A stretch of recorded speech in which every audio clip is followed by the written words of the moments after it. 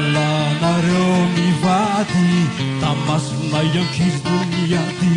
namoaka teny tsy voefitra samy tsisy mahy nandefitra aza tsy nirato mamelively na de tsy fomba velively ohatra ratsy nomenareo hoe tiany afaranay mba jereo na teny sotra aza tsy afaka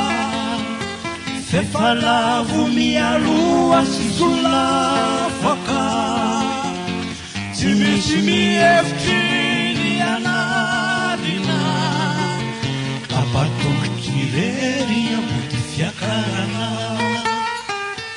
naleko atramizay nangina satria nio fiovanareo no nirina raha tony atotrako mibaribary tao anatsiko tao anye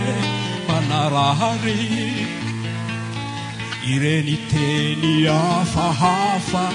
ireny vono samihafa azo antsary mifatoka ao an-tsaina mampanjombin'ireo maraina ireny tata misafoaka toe tian-zavatra ety toka ireny neny mitomany ranomaso foana ny fiadiny atrany nianaranareo no voatonotona tsy afaka mbava ny mpiaramonina zanakadala no fetsonana efa adala reny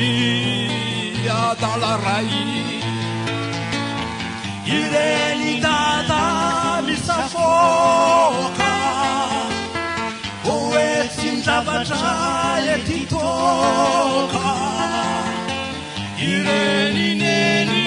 mitomany ranomaso foana ny fiadiny atrany